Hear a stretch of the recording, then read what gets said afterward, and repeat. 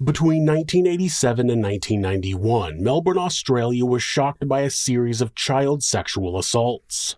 The perpetrator targeted young girls in the eastern suburbs and showed such meticulous preparation and forensic awareness that investigators remained baffled at who the perpetrator was. Despite having multiple victims, his methodical approach and careful precautions kept him under the radar of authorities.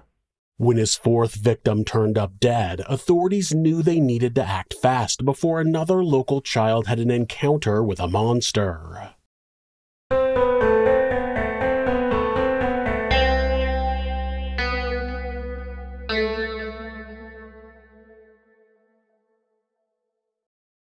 Mr. Cruel launched his series of attacks in Melbourne's peaceful suburbs, unleashing a 4-year reign of terror that became one of Australia's most notorious criminal cases. At 4 a.m. on August 22, 1987, an unnamed family was fast asleep in Lower Plenty, just northeast of Melbourne in Australia. The intruder carried a knife and gun and broke into the family home by removing a pane of glass from a window. At some point during the attack, he cut the telephone line to the home. He wore a mask that was like a balaclava that covered his whole face, and there were 2 small holes for his eyes and 1 small hole near his mouth. He bound the parents with electrical tape and put them in a wardrobe. Then he restrained their 6-year-old son by strapping him to his bed with the same tape. Once the rest of the family was contained, he assaulted their 11-year-old daughter, an attack that lasted 2 hours. He had turned on the radio to drown out the sound of the assault. The attacker showed a disturbing sense of comfort in the house and even made food in the family's kitchen. Then he took the girl into the bathroom and bathed her to remove any evidence on her body. When he left, he took a few vinyl records and a blue coat from the house. A police investigation turned up no evidence. On December 27, 1988, the man broke into the home of the Wills family in Ringwood, east of Melbourne. He showed careful planning by entering their home at 5:30 a.m. through a back door. He was able to push a piece of newspaper under the door, then somehow he knocked a key onto the paper and pulled it out under the door. He bound the parents with copper wire, gagged them, and put electrical tape over their eyes. He abducted their 10-year-old daughter Sharon, but didn't just take the girl. He also collected some of her clothing before he left. He took her to an unknown location where he held her captive for 18 hours.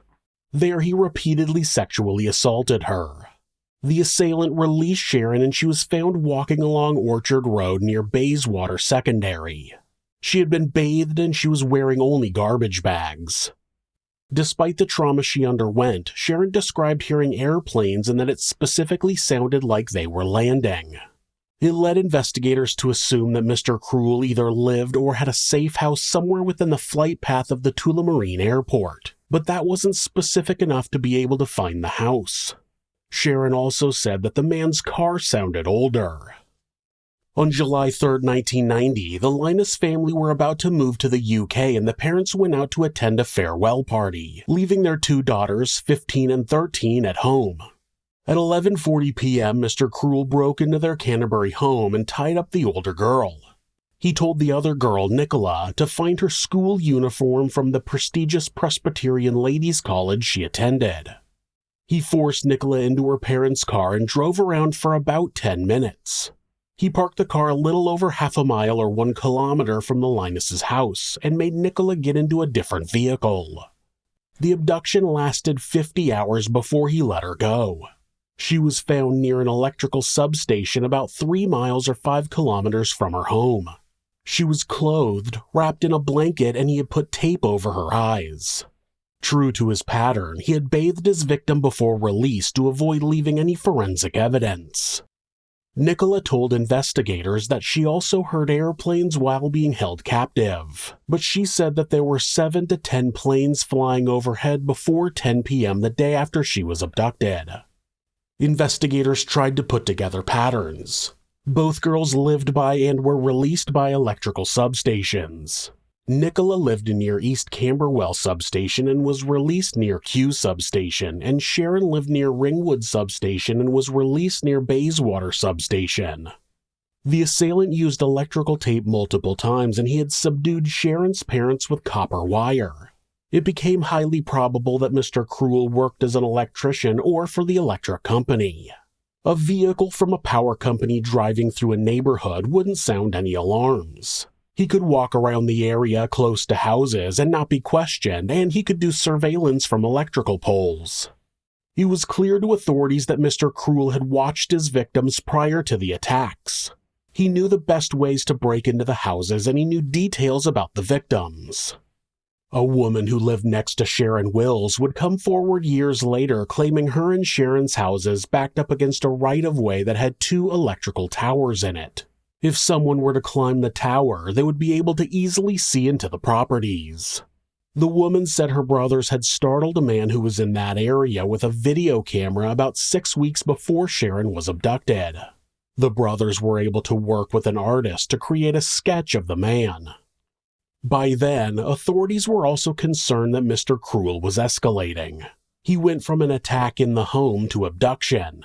The second abduction lasted longer than the first and also involved stealing the family vehicle.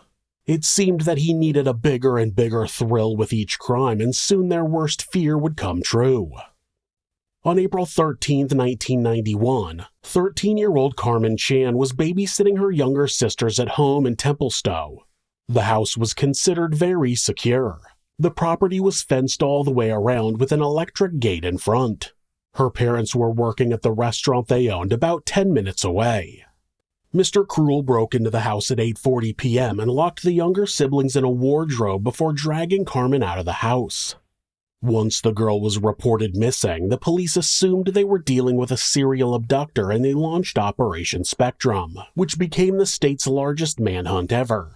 Up to 40 investigators worked tirelessly to break down crime patterns across Melbourne. They searched 30,000 residential properties, interviewed 27,000 potential suspects, broke down 11,000 tips, and arrested 73 persons of interest. Unfortunately, none of them would turn out to be Mr. Cruel. Unlike his previous attacks, he did not release Carmen. As the months went by, it became more and more likely that the monster had escalated to murder. That theory would be proven correct almost exactly 1 year later. On April 9, 1992, her body was found at Edgar's Creek in Thomastown with 3 bullets to the back of her head. Like with the other victims, there was an electrical station nearby, the Thomastown Terminal Station. There had also been one near her house. Investigators also learned that Carmen went to the same school as Nicola, the third victim. That school, the Presbyterian Ladies' College, was right across the street from an electrical substation. It's believed that Mr. Cruel used the substation to watch the school and pick victims. The unfortunate death of Carmen Chan was coupled with the fact that the abduction stopped after she went missing. There haven't been any crimes linked to Mr. Cruel since, but authorities went back and started trying to connect past cases to the masked assailant. A 14-year-old girl in Hampton had been abducted in 1985 by a man wearing a balaclava, taken to the kidnapper's home, sexually assaulted, and then freed near a substation. Investigators have said that they believe there are about 12 victims that they know of. The Sierra Files emerged in 1994 when investigators created a complete dossier of 7 main suspects with the help from FBI profilers. Their innovative investigation methods included geographic information system mapping that showed crime patterns, analysis of aircraft flight paths that helped narrow search areas, and research into copper wire sources, which was rare and expensive back then. Robert Keith Knight, a convicted serial child rapist, was one person of interest. He died by suicide in 2013, but he was eventually ruled out as a suspect. Several theories have emerged about Mr. Cruel's fate through modern analysis. Law enforcement experts suggest possible scenarios including suicide following Carmen's murder, death from natural causes, relocation overseas, or a move to internet-based offenses. FBI profilers believe the perpetrator lives as a functional individual with steady employment and participates in community projects while keeping a low profile. The active case could still be solved, according to authorities. Crime Stoppers' dedicated information line receives regular tips that show the public's continued interest in this unsolved case. Melbourne's communities went through lasting changes as they adapted to heightened security awareness and child protection measures. Modern criminal profiling and investigative techniques still reflect the perpetrator's methodical approach and extensive precautions. Dedicated investigators continue their quest for justice despite decades passing since the last attack. They now apply advanced technologies and analytical methods to this significant case that altered the map of Australian law enforcement and society. Investigators have worked extensively with FBI involvement, but this case remains one of Australia's most important unsolved cases. Operation Spectrum became Victoria's largest investigation at the time and examined thousands of suspects while generating countless leads. A calculating predator emerged from the investigation who left minimal evidence, altered police procedures, and changed Melbourne's approach to child safety measures completely.